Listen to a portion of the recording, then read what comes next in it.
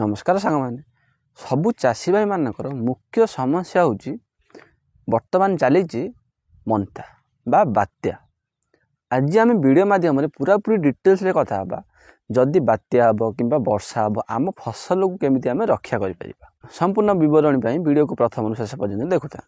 चलतु डेरी नक टॉपिक उपर जदि एबे बात्या आसो ताले बहुत गुड़े चाषी भाई मानकर बहुत गुड़े फसल नष्ट होगा आगु प्रिभेंट को आम एमती कौन काम करवा जहाँकि पूरा पूरी आम फसल सुरक्षा हो। प्रथम नंबर में आसूँ धान।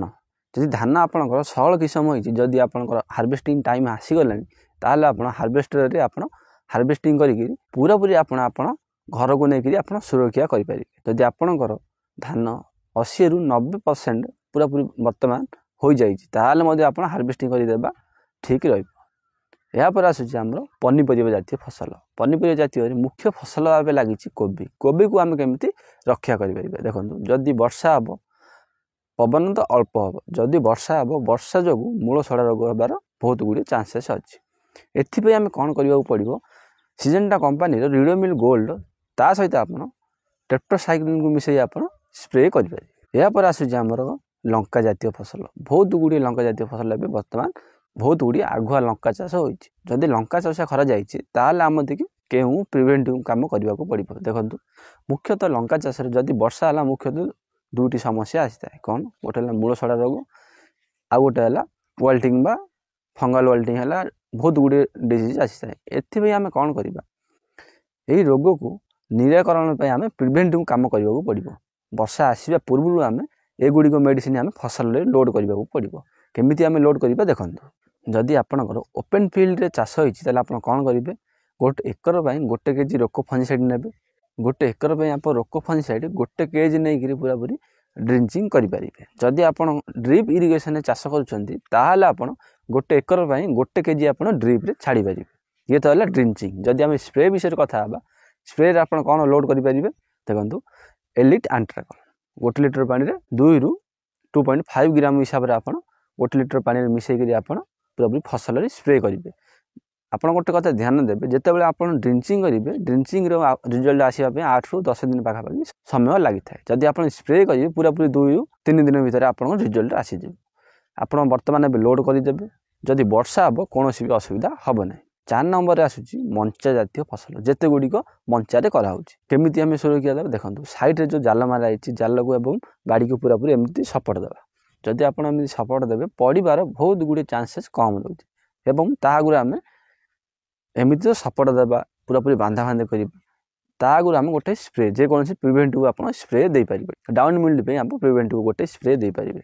आप इंडेक्स दे पारे नचेत मेलोडी डिओ दे पारे कपर ऑक्सीक्लोराइड दे पारे।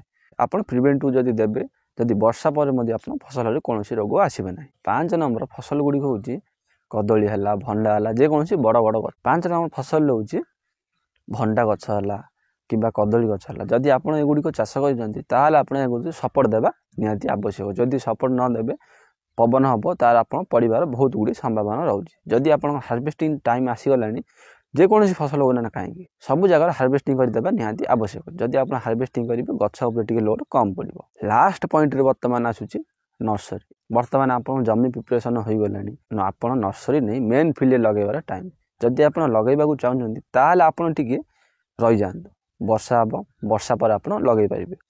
जदि आप बर्तमान बेड बनी ना कौन भी कम करना आप नर्सरी बर्तमान नर्सरी घर अच्छी ताल आप कौन करेंगे नर्सरी को आप गोटे स्प्रे देदेवे एवं ताकू सुरक्षा करेंगे आप निहाती आवश्यक। कौ स्प्रे देवे आप रिडोमिल गोल्ड स्प्रे दे पारे नचेत कपर ऑक्सीक्लोराइड आप स्प्रे दे पारे। स्प्रे दे पूरा पूरा सुरक्षित कर रखु वर्षा पर आप मेन फिल्ड लगे। बर्तमान मुख्यतः 4 ରୁ 5ଟି फसल विषय आम कथा केमी आम मंथा बात्या आसवा आगु आम प्रिपरेसन करवा। जमी प्रिपरेसन है कि नर्सरी प्रिपरेसन है कि आम स्प्रे प्रिपरेसन है पूरा पूरी जदि आम आगुआ प्रिपरेसन करवा ताले टिके प्रेशर टिके कम आसे। जदि आप कौन भी देवे ना ताले आपनकर गछ मरिबार बहुत गुड़ी संभावना रोचे। आम नेक्स्ट वीडियो कथा जदि आपनकर फसल वर्षा कि बात्या होगा जो पानी बुड़िकी रोचे कौ पदक्षेप आम ने जहाँकि पूरा पूरी गछ मरना। आशा करुच्ची आज वीडियो आप निश्चय भल लगी। जदि भल लगी थाए जदि आज वीडियोटी आपण मानक पई किछि भी कार्यकारी होता है आम चैनल को लाइक करूँ शेयर करूँ सब्सक्राइब करूँ मिसवा को सुंदर वीडियो साथी नुआ गोटे एमतीका दमदार टॉपिक उपरे से पर्यंत रोची नमस्कार धन्यवाद जय जवान जय किसान।